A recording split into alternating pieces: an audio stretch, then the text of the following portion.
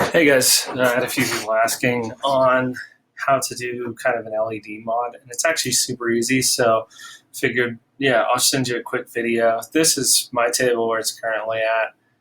Again, it literally is so easy to do. So let's talk through like what I did here, and I'll add and change some stuff. So when you open it, it's going to look a mess, right? Like you don't even know where to start. So the first thing to do is it's not a mess, it just has a bunch of layers. So let's go ahead and toggle them all off.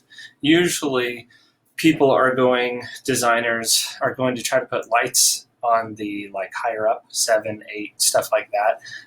And then lower on the playfield type things like, bumpers and whatnot on 1 and 2 and 3. And so what you do is you can just kind of go through here and flip these on. I know it's already on 7, so I can see 7 has my lights on it. This 8 is going to have the actual playfield lights, but I'm not going to be messing with those. I'll just go ahead and do, and 6 has got the overlay shine on there and everything. So let's go to 7. These didn't used to be these colors. I've changed them to be those colors and brighter. You can also go, if you go into your view, go to backdrop, and you can turn that on if you need some more context on kind of where you're working. So the first thing we'll do is, let's say I wanted to put some more lights over here under this rail. Most of the time what you're wanting to do is you're wanting to hide your bulbs under something. So you don't want to put a bulb just hanging out very often on the playfield unless it's really big and it's meant to like cover and shine across a lot of area. Mostly, just like a light should be in a game, it should be under a plastic. So let's look at this one, for example. Let's go down here to the ones that are the lights that are under the slingshots. So what I can do here is I can change these colors. So let's just say, let's make this one like, let's go super red. You want to put a darker color first, right? So I'm going to darker color. Oops, I didn't select it. Let me go back here. I'm going to do a darker color of red, and then I'm going to do a super bright color of red, right? And then it's going to show, you see that's changed. And now I have a couple different things, fall off intensity. So let's look at what fall off does. So fall off is going to be, see this red line inside of this red? That's where my fall off is. And that's essentially where the light is going to stop. And so, let's just think of it as a gradient. If the center is 100%, then this would be 0%.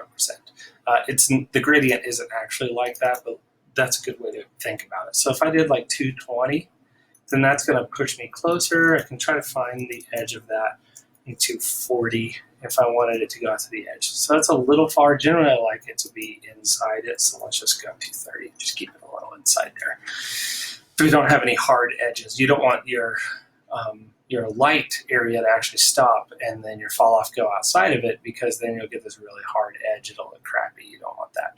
We have our intensity. So if I wanted this to even be brighter, I can maybe turn it up to 60.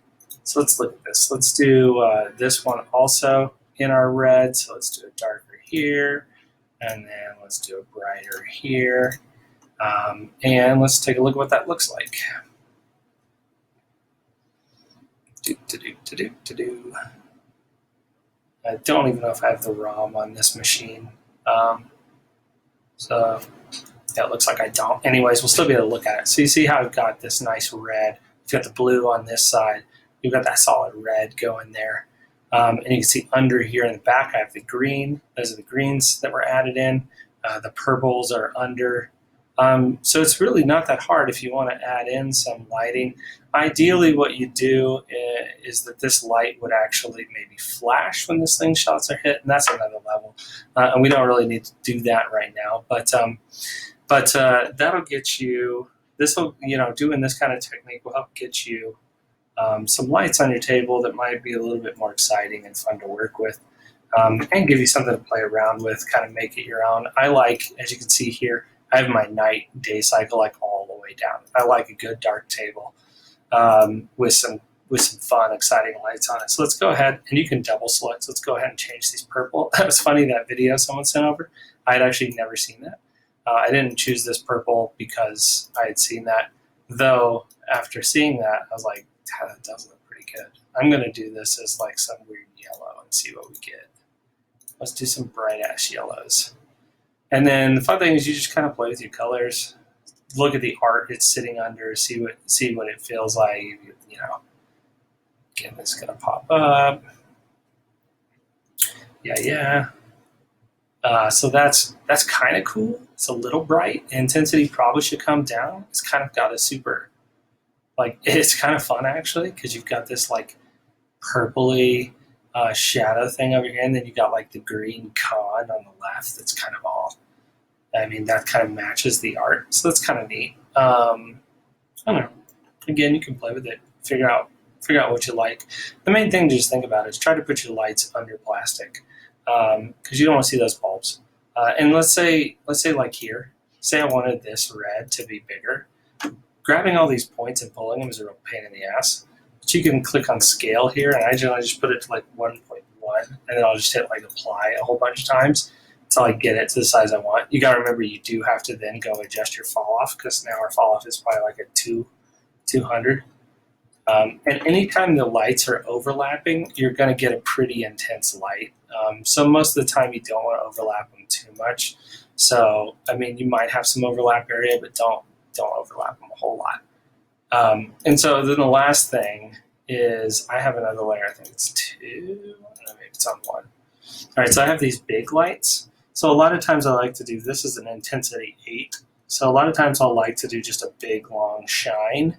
So it's not a hot light. It's not coming off hot. It's really pushing just a whole bunch of shine. Again, it's under this plastic, and that's just going to spit out a bunch of light into the play field area. You can see I have it down here in the drain, a green coming out of the drain area because I like the drain to be separated from the apron, so you get kind of that depth there. So these are nice. Just put in a single light, make it really big, fall off 400, intensity 3. You know, like this is really just a glow, and that's really going to kind of help. So as you can see, it's really easy to do. We can look at these reds. These reds are probably going to be blown out that I just put under there because those are some pretty big lights with some overlaps.